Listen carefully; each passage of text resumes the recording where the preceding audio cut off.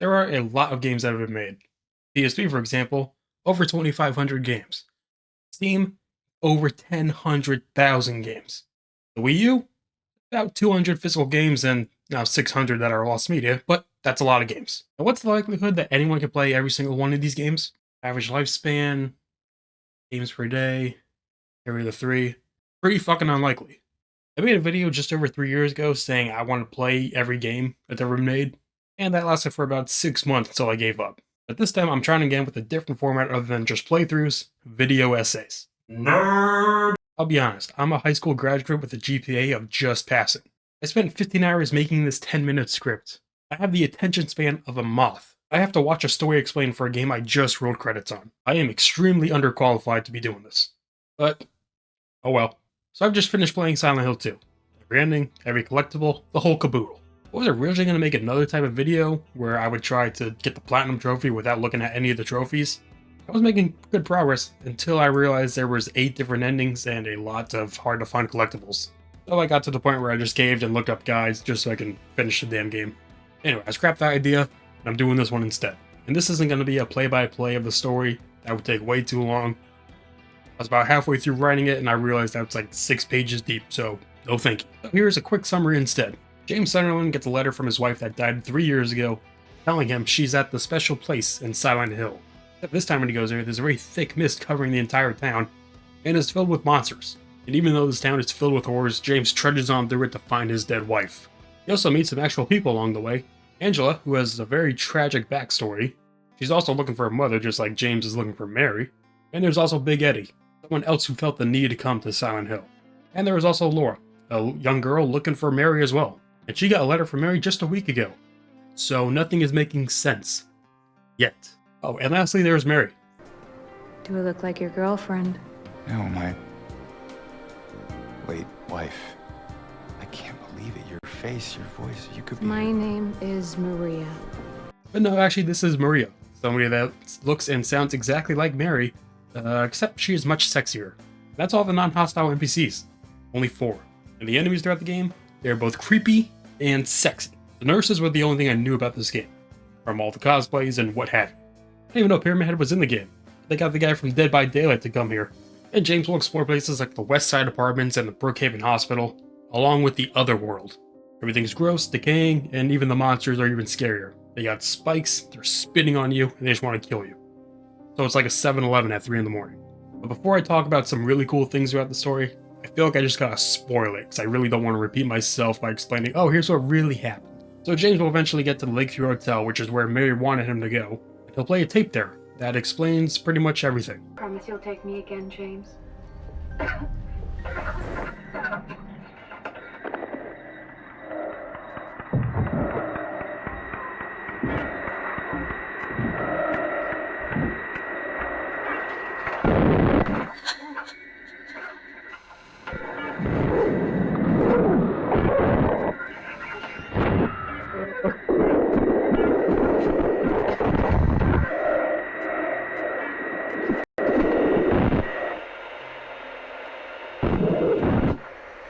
So if you were smart, unlike me, and pieced everything together, you'd realize that James is the one that killed Mary. And I'll try to explain what's going on here. A lot of it's open to interpretation. Nobody really knows the full truth. But the one thing that's consistent is James is a crazy person. And not just because he killed his wife, but that he fabricated the idea that Mary died 3 years ago when she most likely died a few hours ago. So let's explore through James's mind of what's going on. He gets a note from his wife that died 3 years ago explaining she is in Silent Hill at a place they stayed a long time ago. He explores his town with fog and monsters and even finds a doppelganger of his dead wife and a kid that knew Mary as well. But in reality, James just killed Mary a few hours ago. It just got the letter. And after killing Mary, James went through a bit of a psychotic break. He believed all that stuff we experienced just to cope with the idea of killing Mary. And the entirety of the game could have been real or fake. You could believe this town is supernatural, and it is manifesting these creatures that have some key connections to James and Mary. Or all this can be James's imagination, and none of this could be real at all.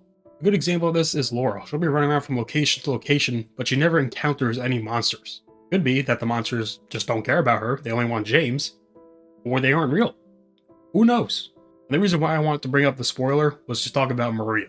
It isn't just a coincidence that she looks like Mary. she's another manifestation made from James. She gets killed running from Pyramid Head. She's alive again in the labyrinth. Dies again there. She's alive again towards the end of the game. And dies again. This time by 2 Pyramid Heads. And she's alive one more time at the final end of the game. And this time dies by James. Yeah, that's the correct end. There's 8 different endings for this game, and all of them have different requirements. Some are easy, some are very hard. Some are finding a few key items, some are playing the game a certain way. And any of them could be the canon ending. Literally, any of them. The ending Leave shows James has come to peace with what he's done, and decides to leave Silent Hill. He takes Laura with him, and it's kind of a nice happy ending.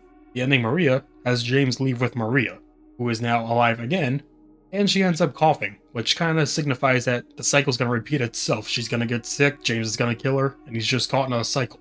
The ending In Water has James not forgiving himself and decides to drive his car into the water, killing himself.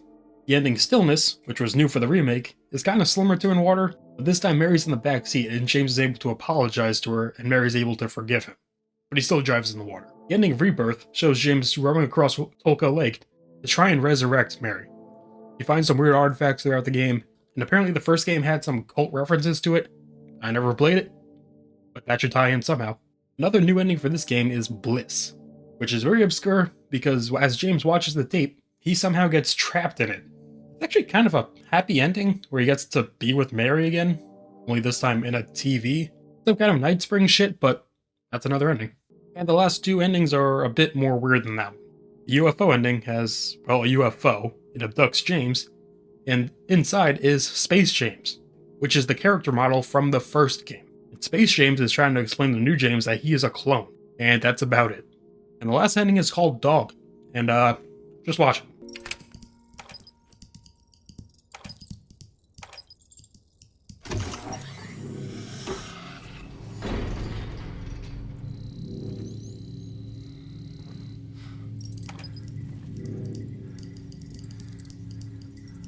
Fuck out shit.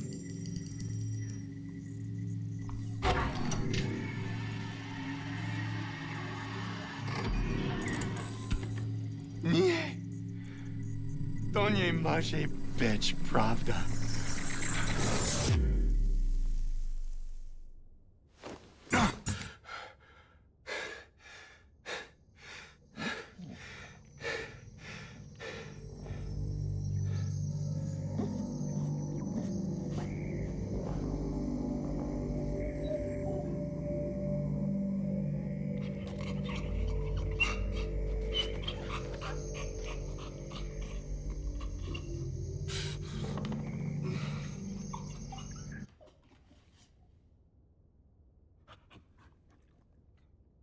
Now I truly believe this is the canon ending. Also, something to point out is why James would want to kill Mary. It could be that James killed Mary out of selfishness, and he was tired of being her caretaker for 3 years, and he just wanted his life back. Or it could be Mary was sick, being sick for 3 years, and wanted James to put her out of her misery. Or it could be a combo of both. They each wanted Mary dead, and James had to do it, unfortunately. I'd say that makes the most sense for the Leave ending, but if any can be canon, who knows, maybe the dog killed Mary. But for me personally, here's what I believe happened. Mary was sick for 3 years with a very terminal illness, and she and James both agreed for her to die, and James had to be the one to do it. James, who now has a tremendous amount of guilt, is called to Silent Hill, an actual supernatural town that wants James for whatever reason. It also calls on people like Angela and Eddie, both for their grief and trauma, so maybe the town just feeds on that kind of stuff. Either way, the monsters, the Otherworld, Pyramid Head, they're all manifestations of the person called there. So only James can see the ones we see in the game. Angela might be seeing other creatures. Eddie might be seeing other characters too.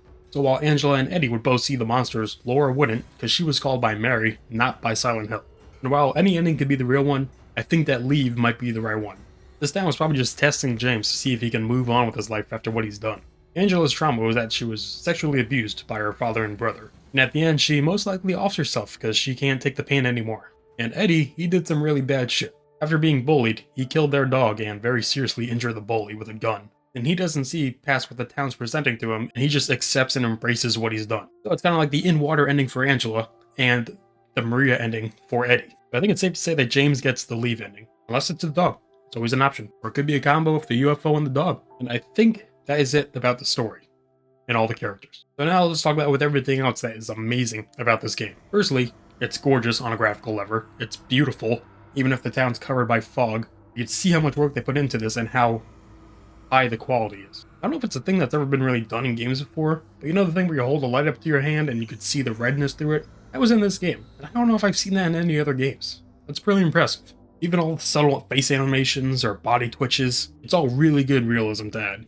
Characters are great and the environments are even better. Again, the town's covered in fog, but it's still one of the best looking places I've seen. You go from the dead and abandoned streets of Silent Hill to a creepy underground prison to a literal puzzle labyrinth to a hotel that looks like a nice vacation spot. And there's all the other world places, the place that just flips on from what you've seen before. Which probably in the original game was just so they can add more fluff to the game by just retexturing areas, but hey, that's how they did it back in the day. And it still works. And the monsters. Yeah, they were smoking some stuff when they designed these. These creepy ass pair of legs stitched at the waist, these mouth hand things that crawl on the gates underneath you, the boss thing that I nicknamed Pussy Lips, cause I mean just look at it, and the nurses. Easily one of the most iconic characters from this entire franchise. Probably only second to Pyramid Head. And Pyramid Head? God damn, is he cool looking. This goddamn butcher with a cone on his head, he is terrifying. Honestly, I had no idea about him before Dead by Daylight. I've heard about him, but I've never really seen him before. And I had to look this up, but the enemies are also in some way symbolic to James or Mary. The armless enemies are a manifestation of James's memory of Mary on her deathbed. Underground hand things represent James' anguish and sad memories of Mary, apparently. And Pyramid Head is the manifestation of guilt and punishment coming for James for what he did to Mary. Now, one of the things I didn't find great in this game was the combat. I mean, it's fine, but it was just very standard. You can dodge, you got your melee, and your shooting, and that's about it. And only 3 guns that you can't really improve or upgrade upon, it's just one gets stronger than the next. Even with the melee, you go from the stick to the iron to a chainsaw, which you get in New Game Plus. I mean, that thing is just OP.